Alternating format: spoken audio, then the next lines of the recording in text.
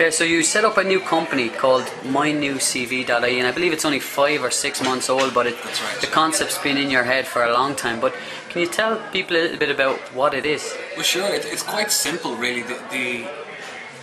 I suppose the thing about it is that your average bear out there in the market, when they're looking for jobs, whether it's through their own choice or whether circumstances dictate that has to be the case, they don't really know how to write a sales document. And if they do, they don't even know how to write a sales document about themselves. And what I do is I provide a service to take that pain away from them.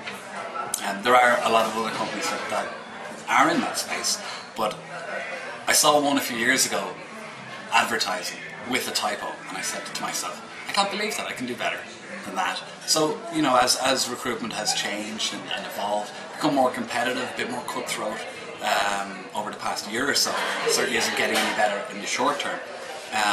Took this opportunity to set it up, to take a bit of a risk and go for it. And it's working out pretty well so far, but ultimately, people generally don't know how to write a CV. They have typos, they have paragraph breaks in the wrong place and technical issues like that. But what it boils down to is selling the message and saying, I'm a great employee because, rather than I showed up and I did this and I did this and I did that, full stop. That, especially now, hiring managers, more CVs in front of them than they ever have had. So you need to make sure that yours is the best, that it gets right, that it gets to the interview. At that point of the interview, of course, you can be coached to a degree, but once you're interviewed correctly, people will find out who you are, and then ultimately it's up to yourself. But you never get in that door with a bad CV. Okay, so one thing that's intrigued me about your site is you've set up a thing called Enigma Search. Sure. Which is kind of a customized search engine using Google technologies. Yeah, I've always been fascinated by Google to find candidates, and I found many, I'm an IT recruiter, that's my background, but oftentimes it's been difficult to find very specific candidates that have to have, let's say C++, with a certain amount of Java experience. Basically, a lot of people do have that. But you can't find them in a database. You don't know who they work for. You can't find them. So I said to myself a long time ago, why don't I just use Google? So okay, well I find out, what are going to be, where the CV's going to be? And I get a bunch of job sites. So how do I remove a bunch of job sites from my Boolean search string on Google? So then I kind of parked that, and I've used it as a sourcing strategy over my career, and I've tried to teach it to an awful lot of my colleagues who generally don't get it.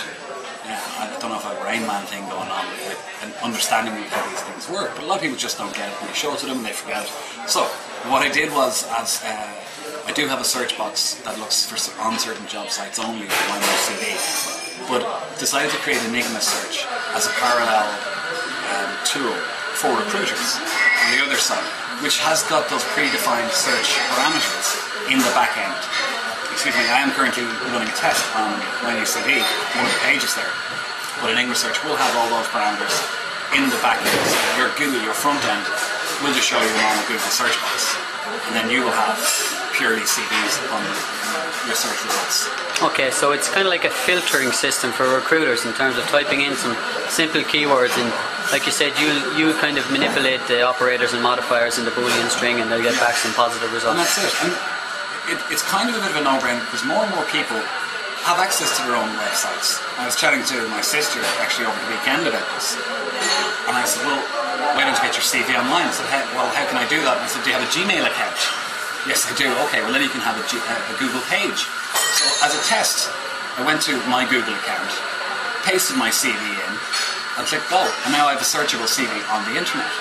Simple as that. And more people are doing that if they don't have a family page, or if they have maybe a Bebo or a Facebook, or they mention in LinkedIn or other areas. It's difficult to find that in a search unless you have the parameters correct, done correctly rather. And so that's what Enigma Search is doing. I currently have somebody working on the XML behind that because, I'm an ideas man, I guess, rather than I'm not a coder, I'm not a techie, I'm an end user. But it seems like a no-brainer because it's increasing more and more.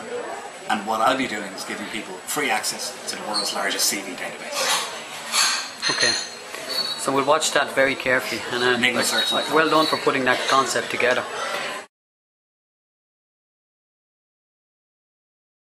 It's Twitter's an odd one. It's it's something to dip your toe into. I see people getting quite obsessive about Twitter.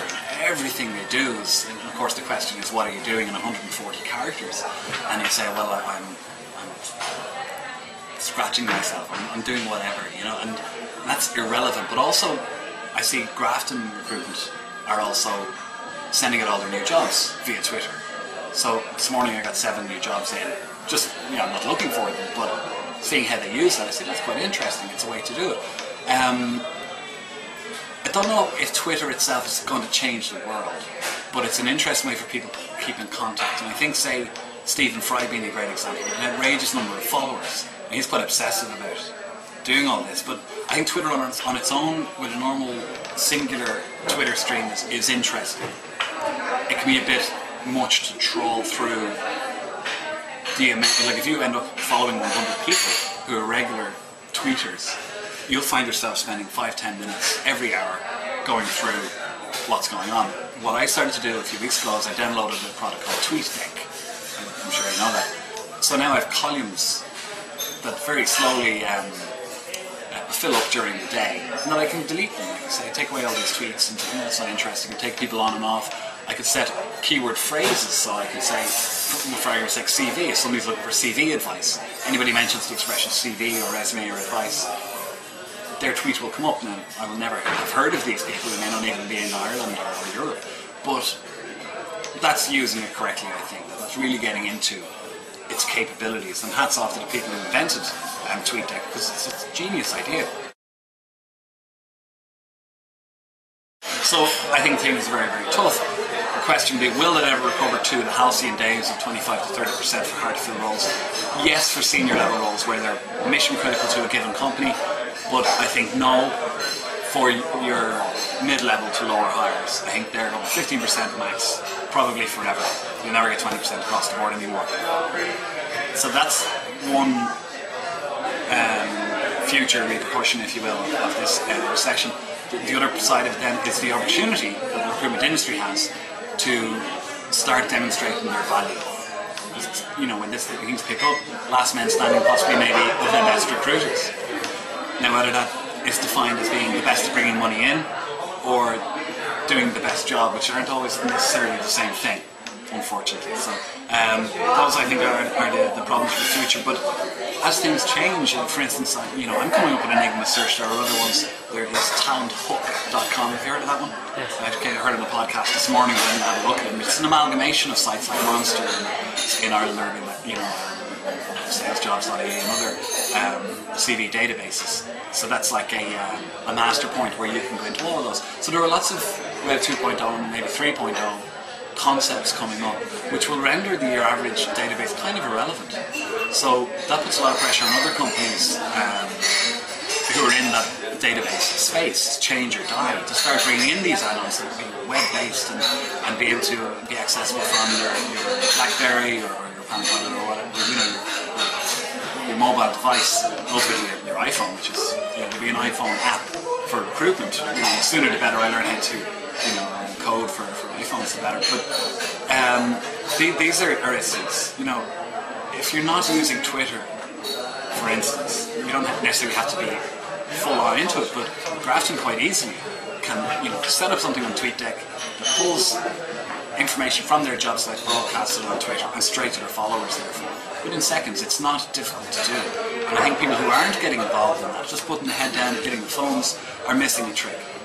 And of course there are reliables like LinkedIn, which is a fantastic tool.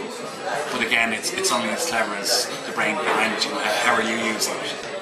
Okay, well, I think we've run out of time today for this. I wish we could talk a lot longer, and hopefully we will again in the near future. But thank you very much for your time and for your very interesting comments today. I think you're ahead of the curve in terms of a lot of what's going on here, and long may it last. Thank you very much.